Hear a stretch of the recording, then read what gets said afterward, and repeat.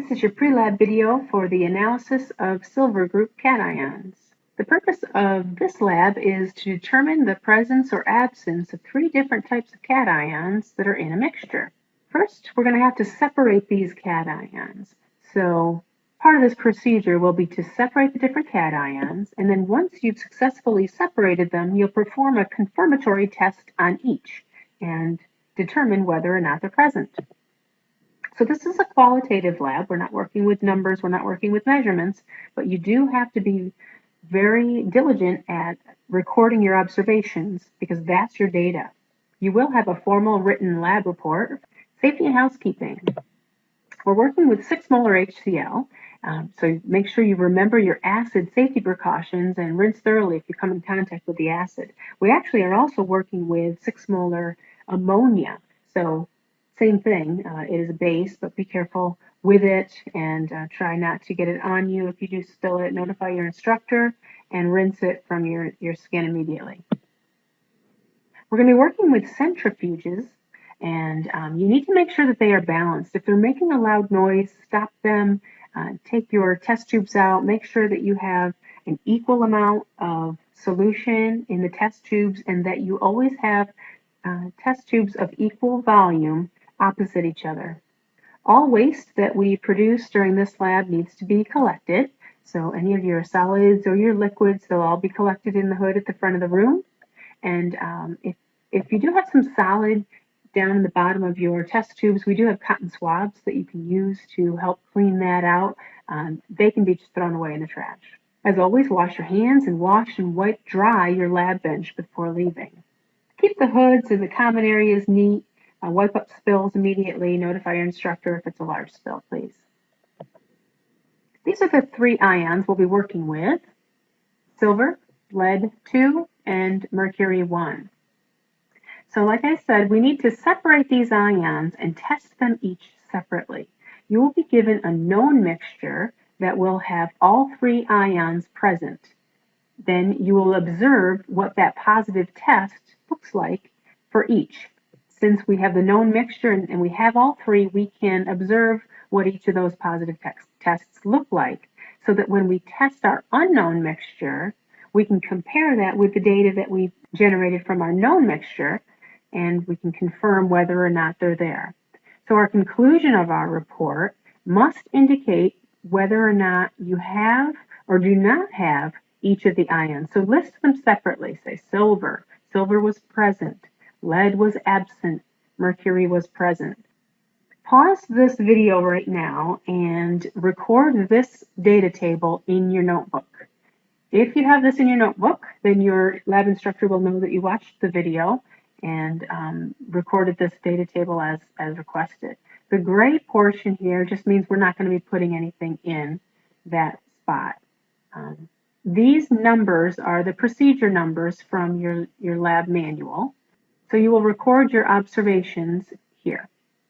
Half of this data table is for your known mixture. The other half is for your unknown. Make sure you write your unknown number here. Writing it this way allows you to compare your known to your unknown, seeing any similarities or differences. So your confirmatory tests are here in the 2nd column and 4th column so that you can compare the test for lead, for example. This is what it looked like when I knew that I had it present. Is this the same? Yes, I'm positive for lead. We're going to be separating these ions based on differences in solubility. So if we have a difference in solubility and we can create a solid and separate that solid from something that is dissolved in liquid, then we can separate our solution from our solid here using centrifuge. So the first step of our lab here is to take our mixture of metal cations, add hydrochloric acid, and make a solid of all 3 of them. Okay, so this will precipitate all 3 of these, and they will be down here in our precipitate or our pellet after we have run our centrifuge. The reason for that is to get rid of any of our additional anions. Okay, so once we have made our precipitates with our chloride for each, then we just have a chloride anion, and anything else that's still dissolved in the solution we can discard. So we will have our solids, and then we will separate out any other metal cations that are dissolved, as well as any of our anions that are different from the chloride. This is the procedure that's right out of your lab manual. So for step 1, you'll be adding hydrochloric acid and making your precipitates of all three. Okay, so that's here. This is the only step that you can discard what's on top, the top portion. Okay, so the centrifuge and decant. Decant means to pour off the liquid on the top, reserving the solid. So you want to keep that solid over here for step 2A and continue on. But whatever you pour off here can be discarded. Now remember, we're capturing all of our waste, so just have a waste beaker and you can pour it into there. Once we have all three of these in solid form, we are going to separate out these ions by selectively dissolving one at a time. The first one we will dissolve is lead.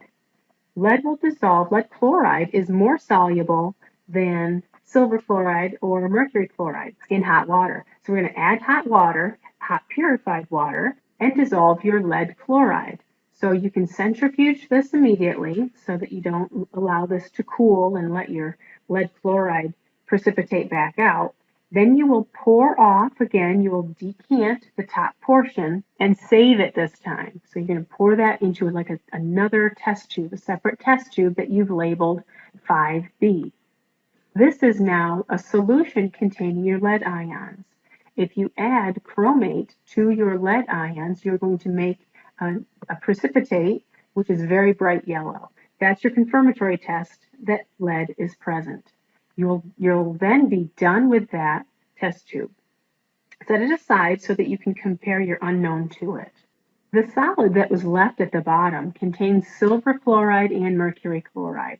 You want to wash these to make sure that you've removed all of the lead chloride or all of the lead ions from it. So just continue to add some hot water, mix it up with your glass stirring rod, centrifuge, decant off the liquid, and then that you can just throw away because you're just washing all of the lead off.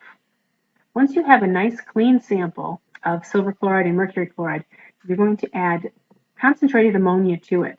And two things are going to happen.